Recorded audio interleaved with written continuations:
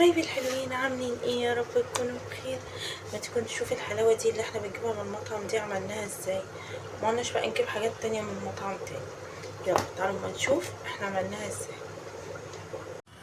شوفوا حبايبي، انا حمرت بصله اهي لغايه اما اصفرت كده، وبعدين حطيت عليها الفريك ده منقوع من امبارح وغسلاه، وحط عليه شويه ميه وسبته في التلاجة. قمت الصبح لقيته شربهم كده.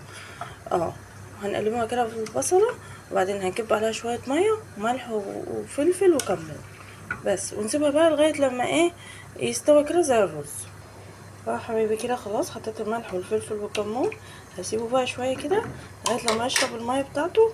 اما نيجي بقى نتبل الفرخه.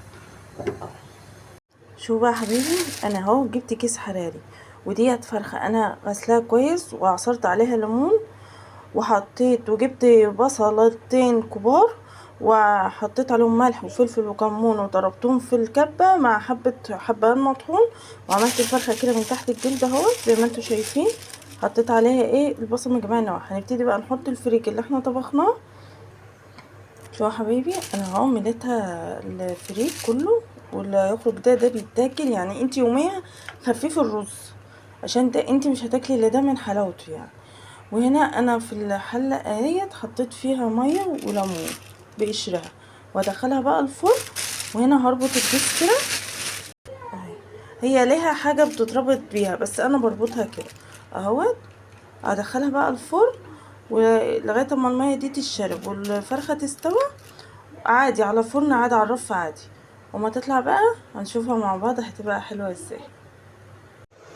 شوفوا بقى، شوفوا الحلاوه. انا والله مش قادره، بصوا دايبه ازاي، دايبه اهي. ده بقى انت تخففي من الرز علشان دوت بيتاكل مع الخضار بيطلع تحفه تحفه تحفه. خدي مني، خدي مني صدقيني. يلا هسألك بقى سؤال النهارده، براءة من الله ورسوله ديت اول سورة اللي يعرف يقول في الكومنتات. وما تنسونيش بقى في المتابعة ولايك وكلمة حلوة منكم، واشوفكم على خير. باي باي.